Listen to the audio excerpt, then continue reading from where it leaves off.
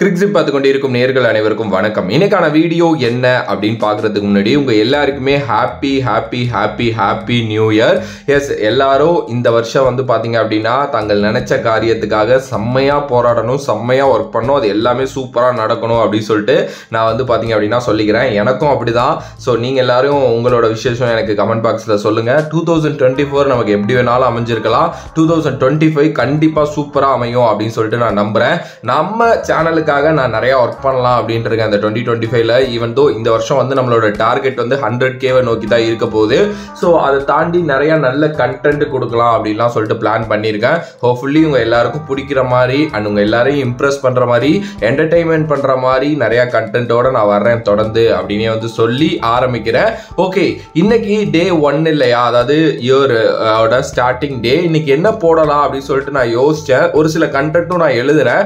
But அப்பதான் நான் வந்து பீடாக் அவங்களோட ஒரு வீடியோ ஒன்று பார்த்தேன். ஸோ அந்த வீடியோ நான் பார்த்தப்போ என்ன யோசிச்சேன், என் மைண்டில் என்ன வந்துச்சு அப்படின்னா, இதை கண்டிப்பாக நம்ம ஆடியன்ஸுக்கிட்ட சொல்லணும், இது வந்து சொல்லப்பட வேண்டிய ஒரு விஷயம் அப்படின்னு சொல்லிட்டு தான் இருந்துச்சு.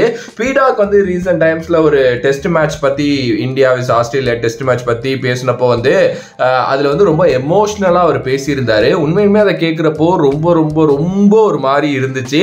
அண்ட் அந்த வீடியோட கமெண்ட்ஸ்லேயே நிறையா பேர் வந்து அவருக்கான அந்த சப்போர்ட்டை வந்து கொடுத்துருந்தாங்க, இன்க்ளூடிங் நான் வந்து நம்மளோட பர்சனல் ஐடியிலேருந்து அதில் வந்து போட்டிருந்தேன். ஓகே, ஃபர்ஸ்ட்லி வந்து இந்த பீடாக்னா நிறைய பேருக்கு யாருன்னு தெரிஞ்சிருக்குமான்னு எனக்கு தெரியல. நம்ம ஆடியன்ஸுக்கு மேபி நிறைய சின்ன பசங்க இருக்காங்க, நான் சொல்றேன் என்னன்ட்டு. பீடாக் வந்து ஒரு தமிழகத்தை சேர்ந்த ஒருத்தர். அவர் வந்து பார்த்தீங்க அப்படின்னா இந்த கிரிக்கெட்லாம் வந்து பார்த்தீங்க அப்படின்னா விளையாண்டுட்டு இருந்த ஒரு காலகட்டங்கள். அதுக்கப்புறம் வந்து அவருக்கு ஒரு நல்ல ஐடி ஜாப் அப்படிலாம் இருந்துச்சு. தென் அவருக்கு கிரிக்கெட் மேலே உள்ள இன்ட்ரெஸ்ட்னால என்ன பண்ணார் அப்படின்னா, கொஞ்சம் தினேஷ் கார்த்திக்கை வந்து கோச் பண்ண ஆரம்பிச்சாரு. அதுக்கப்புறம் அங்கேருந்து அவருக்கு வந்து சவுத் ஆப்பிரிக்காவில் ஒரு ஆப்பர்ச்சுனிட்டி கிடைச்சி அங்கே போயிட்டாரு. அங்கே போயிட்டு அவர் சர்டிஃபைடு அம்பையரா ஆனாரு, அனாலிசிஸ்ட் ஆனாரு, நிறைய விஷயங்கள் சவுத் ஆப்பிரிக்கா டீமுக்காக பண்ணாரு. ஓகே, இது வந்து சூப்பரான ஒரு விஷயமா தெரியுதா? பட் இதுக்கு பின்னாடி நிறைய ஸ்ட்ரகிள்ஸ் இருக்கு. அண்டு நிறைய வந்து பார்த்தீங்க அப்படின்னா அவர் ரெகக்னைஸ் பண்ணாமல் விட்டுருக்காங்கிறதெல்லாம் அவர் இப்போ சொல்றப்ப தான் தெரிஞ்சிச்சு. எஸ், என்ன மேட்டர் அப்படின்னா, பொதுவாகவே வந்து இந்த சோஷியல் மீடியாவில் இருக்கிற நெகட்டிவிட்டிஸ் அப்படிங்கிறது வந்து நம்மளால் தவிர்க்கவே முடியாது. நான் ஒரு வீடியோ போடுறேன்னா கூட அது கீழே 10 பேட் கமெண்ட்ஸ் வரும். அது மாதிரி தான் அவருக்கும்.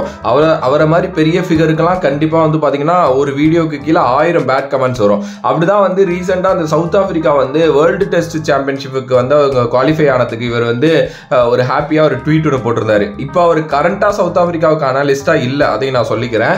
ஆனால் அவர் கீழே போயிட்டு நீங்கள் வந்து ஒரு இந்தியன், ஆனால் வந்து இந்தியாவையே முதுகுல குத்துற மாதிரி நீங்க வந்து ட்ரீட் பண்றீங்க, அவங்க சவுத் ஆப்பிரிக்கா போனதுனால இந்தியாவுக்கு இப்ப வாய்ப்பு கம்மியா இருக்கு, நீங்க சவுத் ஆப்பிரிக்காவை கொண்டாடுறீங்க, அப்படி இப்படின்ட்டு நிறைய கமெண்ட்ஸ் வந்து பாத்தீங்க அப்படின்னா போட்டு இருந்திருக்கானுங்க.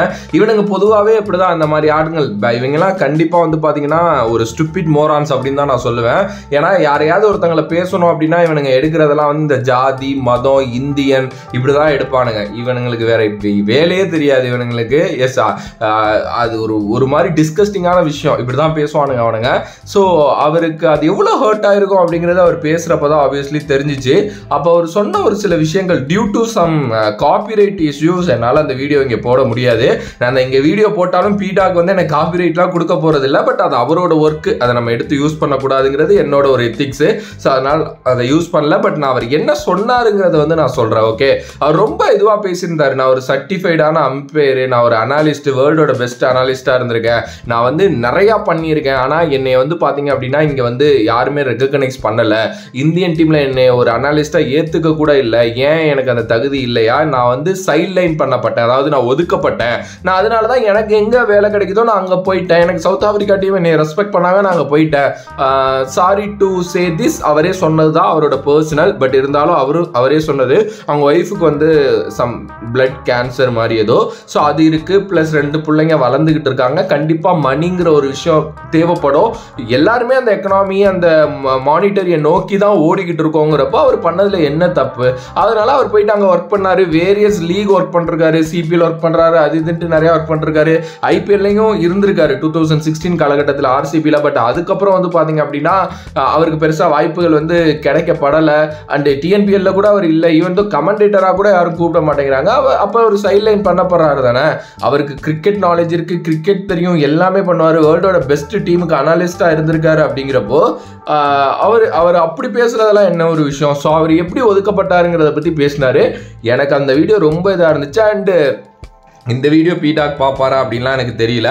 பட் ஆனால் உண்மையிலுமே நான் சொல்லவா, நீங்கள் வந்து பெஸ்ட்டான கிரிக்கெட் அனாலிஸ்ட் ஒருத்தர் அப்படின்னா அது நம்ம வந்து பீடாக்கை வந்து நான் கண்டிப்பாக சொல்லுவேன். நீங்கள் நிறையா விஷயம் தெரிஞ்சுக்கணும் கிரிக்கெட் பற்றி, நல்லா உள்ளே நடக்கிற சில விஷயங்கள். அண்ட் ரொம்ப அவர் சில டைம் எமோஷ்னலாக பேசிடுவார் சில விஷயங்களை.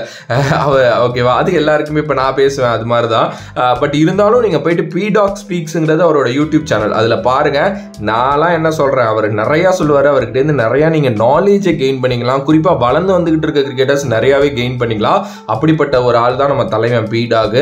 அண்ட் ரீசன்ட் டைம்ஸில் அஸ்வின் அப்படிங்கிற ஒருத்தர்னால இவர் நல்லா பெருசாக வெளியில் தெரிஞ்சிட்டாரு. அது வந்து எல்லாருக்குமே ரொம்ப ஹாப்பி, எனக்கும் ரொம்ப ஹாப்பி.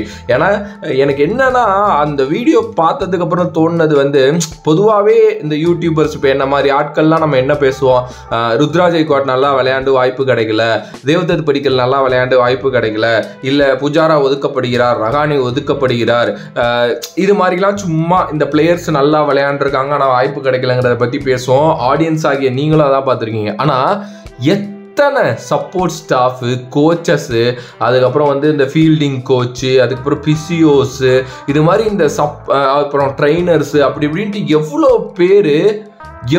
பேர் இதனால வந்து வாய்ப்பு கிடைக்காம போயிருப்பாங்க அப்படிங்கிறது வந்து எனக்கு இவர் பேசுகிறப்ப தான் தெரிஞ்சிச்சு. ஏன்னா ஒரு கிரிக்கெட் பிளேயருக்கு இவ்வளோ பாலிடிக்ஸ் இருக்கிறப்போ அதில் கண்டிப்பாக ஒரு 20-25% வந்து அந்த சுற்றி இருக்கிற சப்போர்ட் ஸ்டாஃப் இவங்களுக்குலாம் உள்ளே போகிறதுக்கு இல்லாமலாம் இருக்கும். கண்டிப்பாக அது இருக்கும். ஏன்னா இந்தியன் டீமில் நீங்கள் பிளேயராக இருக்கிறதும், அதுக்கப்புறம் இந்தியன் டீமில் நீங்கள் ஒரு சப்போர்ட் ஸ்டாஃபாக இருக்கிறதும் ஒன்று தான். அது ஒரு ஈக்குவலான ஒரு மரியாதை தான். பட் பிளேயருக்கு கொஞ்சம் கூடனே வச்சுக்கோங்க.